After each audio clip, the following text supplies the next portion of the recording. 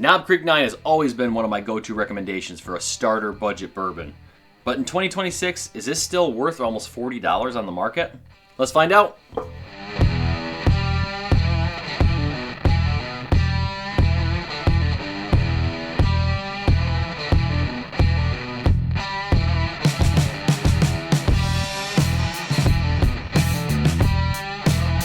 How are y'all doing today? My name's Chris. Welcome back to Bourbon Sane.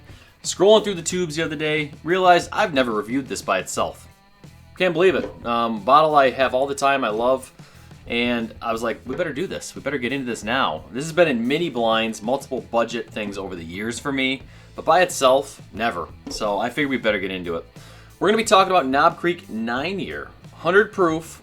Beautiful thing about this bottle, mentioned in one of my other videos I think recently, but still got the 9-year age statement. You know, still a sub $40 bottle, 9-year age statement. Mash bill on this coming from Jim Beam is 75% corn, 13% rye, so not too high rye, kind of a tweener, and 12% malted barley. So always a bottle I've liked. Flavor profiles that I've come through on this have been good. It's old enough to where I don't get any astringency usually, but it's still entry-level price, proof, etc. You know, what you can recommend to your friends. So let's get into this. I got a fresh cork pull today. Ugh. Oh no. It happened. This happens with these stupid wax tops sometimes. Hang on.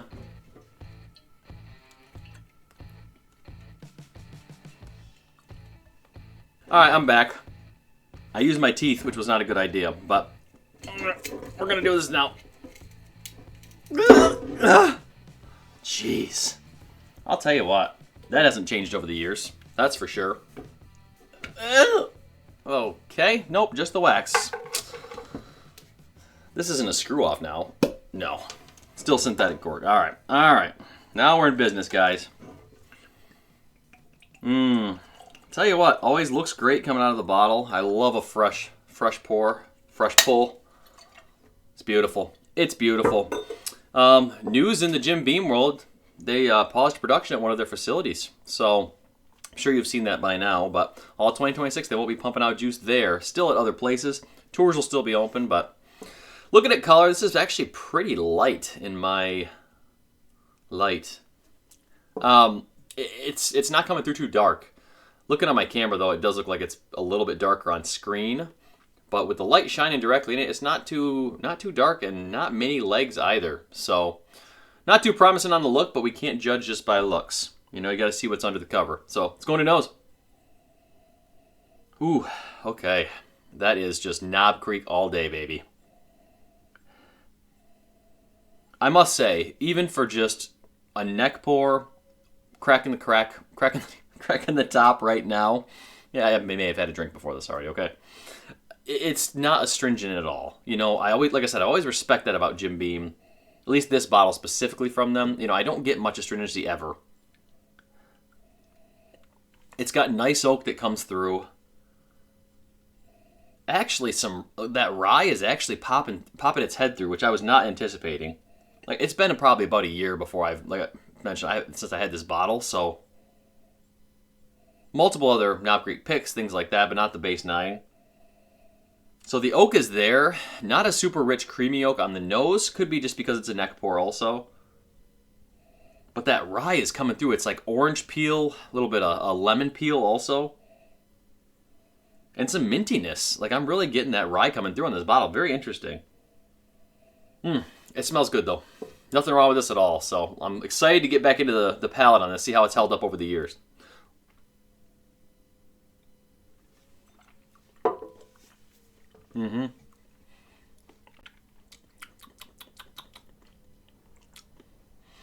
Yeah, I mean, it gets sweeter on the palate. A little bit of that sweet oak. Definitely that Knob Creek nuttiness does come through, but it's a little bit muted, honestly. I was anticipating more of a punch from that.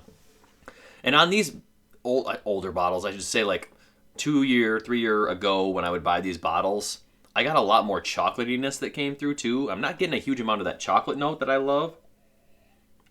Almost like a chocolate-coated peanut, you know? That's how I think about it. I'm not getting as much of that chocolatiness. There's a little bit of creaminess, like I mentioned, but it's still pretty good. I mean, it's still pretty good. I will say that on the palate, there is slight astringency. I think that's probably just a hazard of the neck pour. Honestly, I bet you when this opens up, gets about the sweet spot for me, which is a third to 2/3 of the way down, it's going to be probably not astringent at all. But on just initial memory, this is not as good as I remember as far as quality goes. I'd be curious to hear what you guys think, or those of you that drink these back to back or all the time, how do you think quality's held up over the years on these? Age statement's still the 9 years, but it tastes a little bit like it's just falling short. I'm not getting much of a mouthfeel, not much of a finish. So let's do one more sip here. I don't know. I think I'm bipolar on this bourbon because sip to sip, like the first sip I really enjoyed. Second sip I was like, meh, not so much. Third sip's back to being pretty good, honestly. So I'm all over the place. Split personality on this. It's still solid, man. It's still really solid. Would I prefer it be a $25 bourbon? You bet your ass I would. 9 years though, an age statement like that, you're gonna be hard pressed to find something short of $40 usually for that. Think about your older expressions, your age expressions. Anything that's a 10-year now, I mean, they're all over $40 usually.